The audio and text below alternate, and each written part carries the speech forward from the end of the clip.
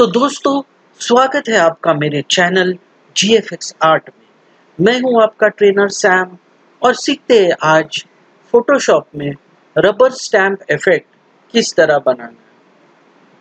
तो इसके लिए दोस्तों सबसे पहले हम एक न्यू फाइल क्रिएट करेंगे और वो फाइल की डायमेंशंस हम देंगे 850 पिक्सेल्स बाय 550 पिक्सेल्स। एक बार आपने ये डायमेंशंस दे दिया, फिर आपको बोलना है क्रिएट। तो आपके पास एक ब्लैंक बैकग्राउंड इस तरह तैयार हो जाएगी। उसके बाद में आपको फाइल में क्लिक करना है, प्लेस एम्बेडेड में क्लिक करना है और एक ग्रंच बैकग्राउंड आपको प्लेस करना है आपके डॉक्यूमेंट में। तो ये ग्रंच बैकग्राउंड कुछ इस तरह दिखाई देती। तो सबसे पहले हम इसे स्ट्रेच करके पूरे कैनवास के साइज तक ले लेंगे इस तरह, और उसके बाद में हम इसकी साइज को कंफर्म कर लेंगे। अभी हम इधर एक सर्कल बनाएंगे, तो हम एलिप्स टूल यूज करेंगे और एलिप्स टूल से द्वारा हम एक एलिप्स बनाएंगे इस तरह, और शिफ्ट प्रेस करेंगे और सर्कल भी प्रेस करेंगे ताकि हमें एक प्रॉपर एलिप्स क्रिएट हो जाएगा। उसके बाद में हमें इसे सेंटर करना है, तो हम एलिप्स को सिलेक्ट करेंगे और शिफ्ट प्रेस करते हुए ग्रंच को भी सिलेक्ट करेंगे और हॉरिजॉन्टली अलाइन सेंटर और वर्टिकली अलाइन सेंटर।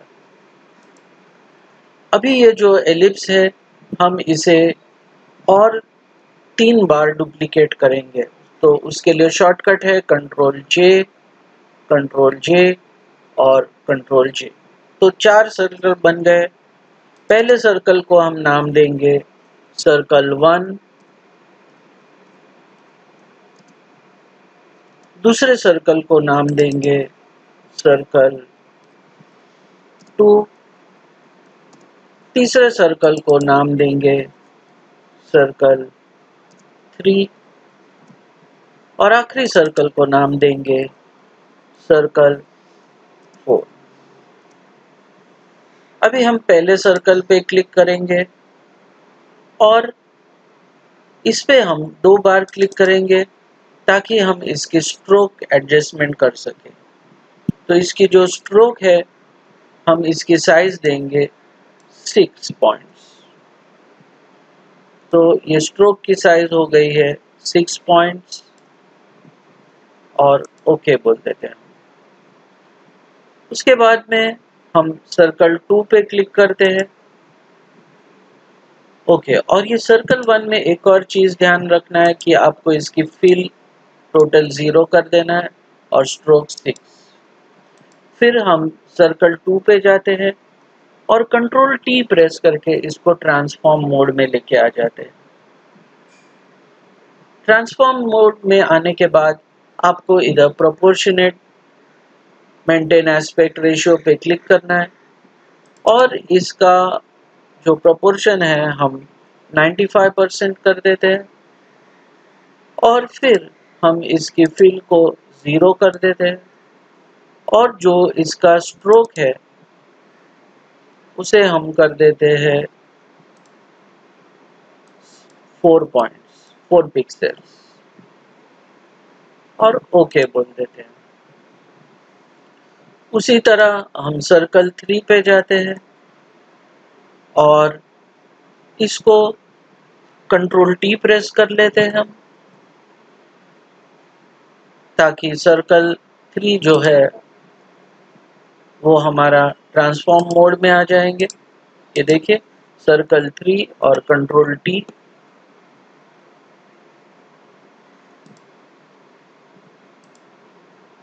ये सर्कल 1 है, ये सर्कल 2 है और ये सर्कल 3 है।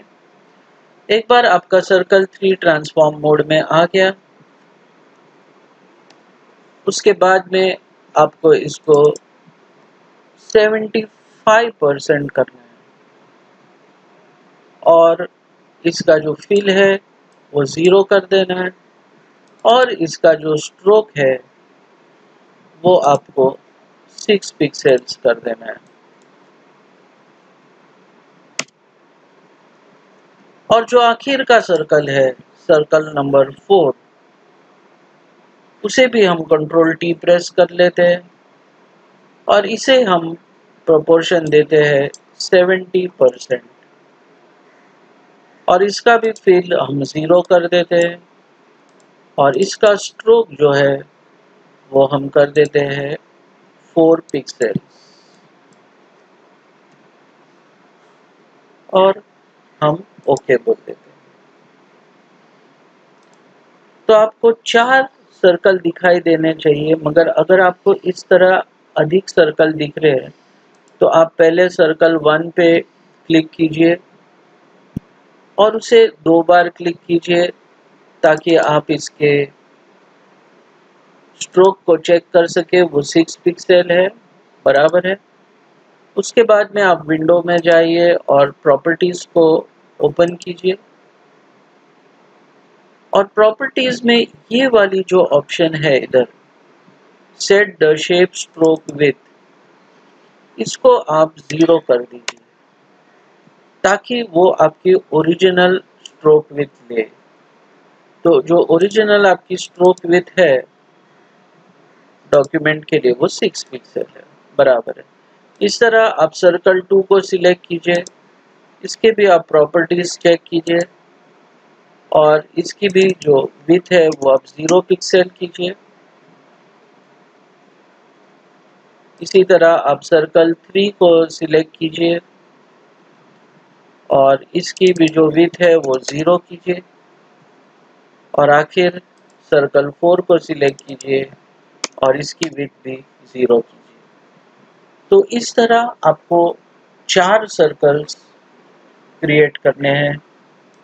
जो पहला सर्कल है वो 95% पे है, जो तीसरा सर्कल है वो 75 और जो आखिर का सर्कल है वो 70% पे है। इसकी पिक्सल साइज है 6 पिक्सेल्स, 4 पिक्सेल्स, 6 पिक्सेल्स, 4 पिक्सेल्स। इसके बाद में हमें इधर टेक्स्ट लिखना है, this is a rubber stamp effect. तो आप सर्कल 3 को सिलेक्ट कीजिए और उसके बाद में आप टेक्स्ट टूल पे सिलेक्ट कीजिए और जब आपका टेक्स्ट टूल इस लाइन पे आ जाएगा तब आप इस पे क्लिक कीजिए और वहां आप टाइप कीजिए कैपिटल लेटर्स में, this is a rubber stamp effect.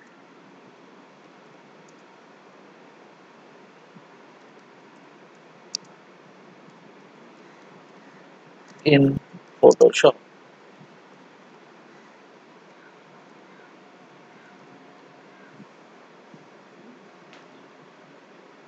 आपको जो भी मैसेज टाइप करना है आप यहाँ से टाइप कर सकते हैं या उसे डिलीट भी कर सकते हैं, जैसे आपको ठीक लगे उस तरह से आप कर सकते हैं।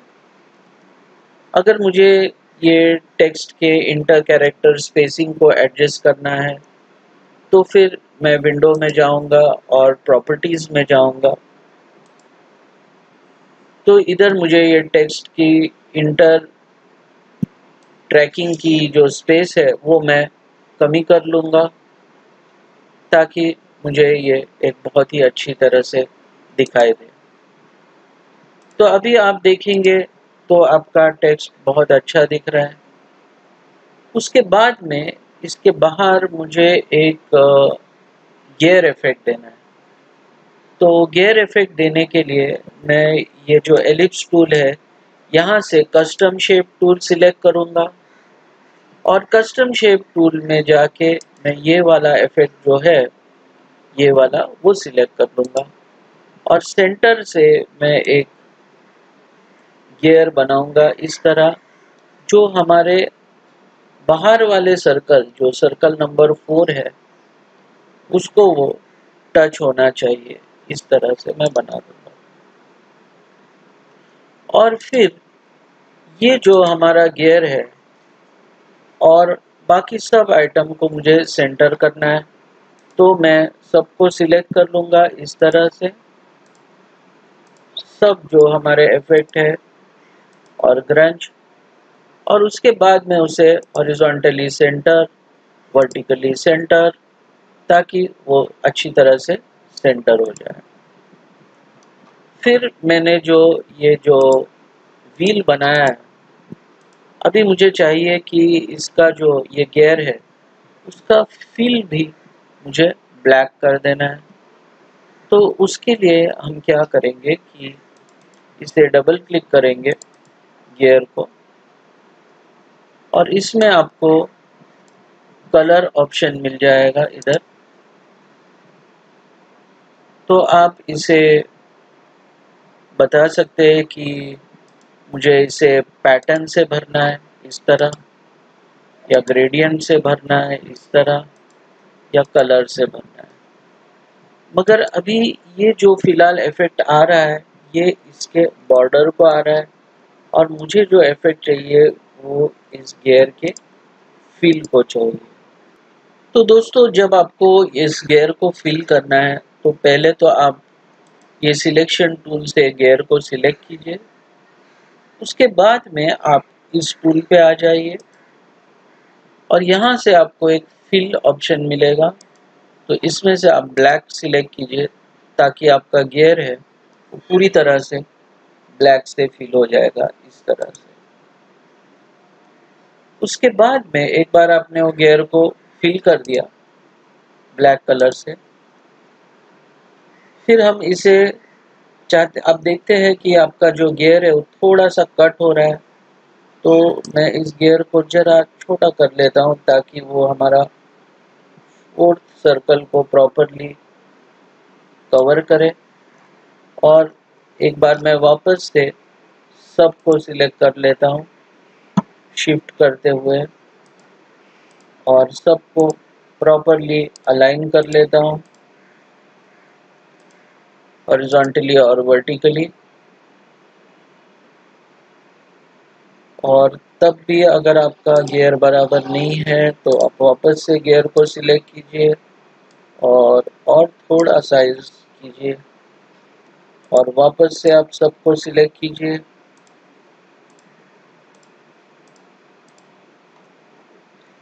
और सेंटर कीजिए हॉरिजॉन्टली और वर्टिकली। तो अभी ये हमारा इफेक्ट रेडी हो गया है। और अभी अगर आपका एक गियर छोटा सा बाहर जा रहा है तो हम कैनवास साइज थोड़ी बड़ा कर देंगे। तो हम इमेज में जाएंगे और कैनवास साइज में जाके इसकी जो हाइट है 50 पिक्सल से बढ़ा देंगे। और फिर हम ये जो ग्रंज बैकग्राउंड है उसे हल्का सा,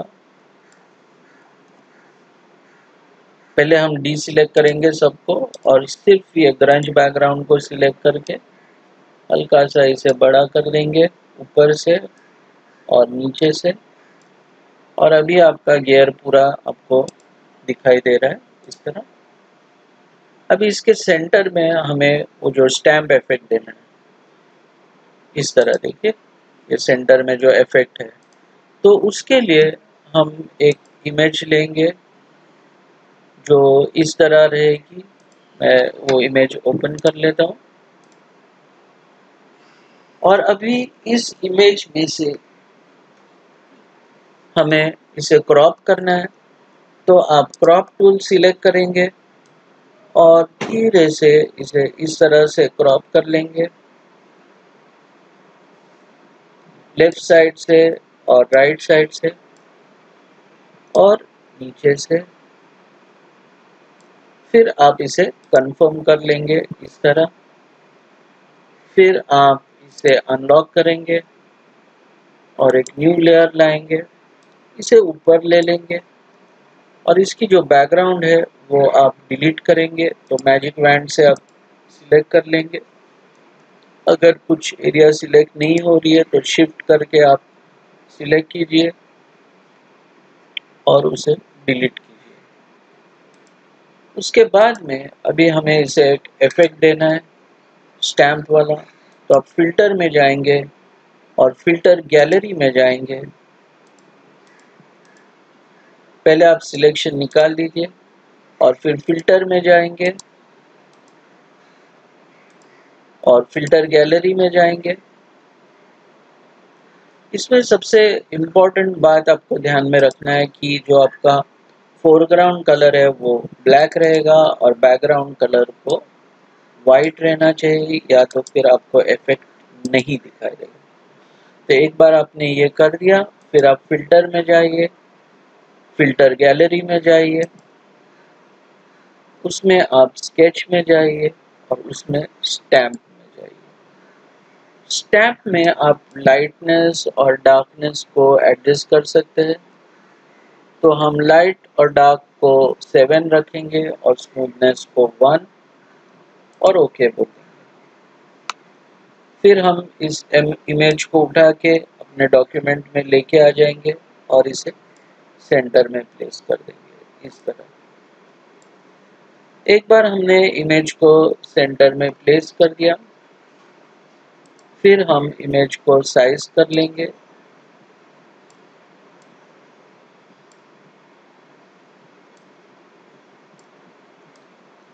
और एक बार हमने इसे साइज कर लिया, फिर हम इमेज को सिलेक्ट करेंगे और जो हमारा सर्कल 4 है, कंट्रोल प्रेस करते हुए इस छोटे से स्क्वायर को सिलेक्ट कर देंगे और फिर हम एक मास्क इफेक्ट लगा देंगे।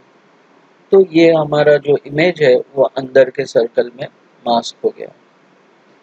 उसके बाद में हम इस इमेज का जो वाइटनेस है वो निकालने के लिए डबल क्लिक करेंगे यहाँ, और यहाँ से ये जो ब्लेंड दिस लेयर है उसको हम लेफ्ट में लेके जाएंगे। तो आप देखेंगे कि आपका लेयर बहुत अच्छी तरह से ब्लेंड हो जाएगा और ओके बोल देंगे। अभी हमें ग्रंज इफेक्ट अप्लाई करना है। तो ग्रंज इफेक्ट अप्लाई करने के लिए हम 2-3 चीज़ करेंगे। पहले तो हम ये सर्कल 4, फिर ये text circle 3, circle 2, circle 1, gear, और इस इमेज को लेके हम राइट क्लिक करेंगे और इसे कन्वर्ट टू स्मार्ट ऑब्जेक्ट कर देंगे। तो एक तरह का ये स्मार्ट ऑब्जेक्ट बन जाता है।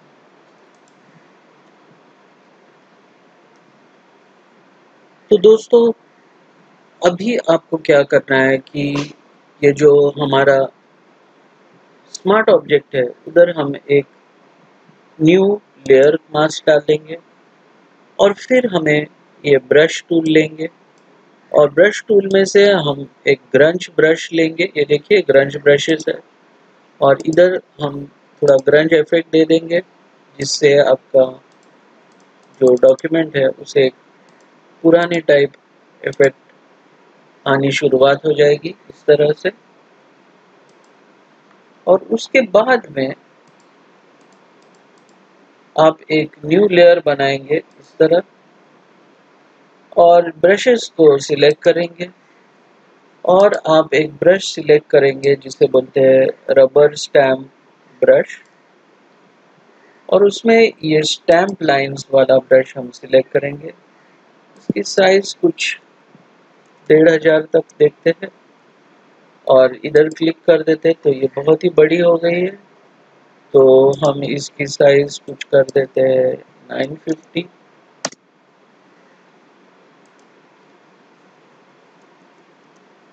और क्लिक करते हैं। ये भी काफ़ी बड़ी है तो 750 कर देते हैं। ओके, ये कुछ अच्छी लग रही है। उसके बाद में हम इसे थोड़े ट्रांसफॉर्म करके इस तरह ले लेंगे और थोड़ा इधर मूव कर देंगे इस तरह और कंफर्म कर देंगे। और फिर हम इसे एक मास्क लेयर डाल देंगे और उसके बाद में हम ब्रश लेंगे और ये ग्रंज ब्रश सिलेक्ट करेंगे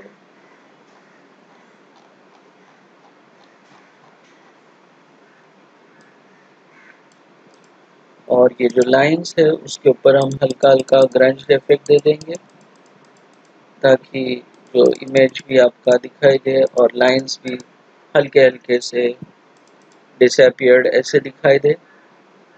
और आखिर में अगर आपको ये कलर इफेक्ट देना है आपके स्मार्ट ऑब्जेक्ट को, तो आप इस पर डबल क्लिक करेंगे और इधर आपको एक कलर ओवरले मिलता है। आप कलर ओवरले में जा सकते हैं इस तरह, और यहाँ से आपको जो कलर चाहिए, रेड, मरून, जो चाहिए वो ले सकते हैं। वो लेने के बाद आप उसकी ओपेसिटी यहाँ से एडजस्ट कर सकते हैं।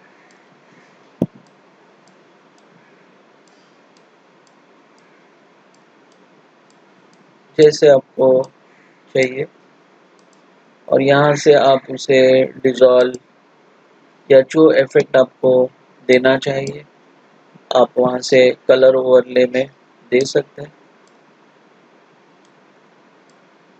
और फिर आप ओके बोल देंगे। तो दोस्तों, इस तरह हमारा जो रबर स्टैम्प इफेक्ट है फोटोशॉप में आज यहाँ एंड हो गया।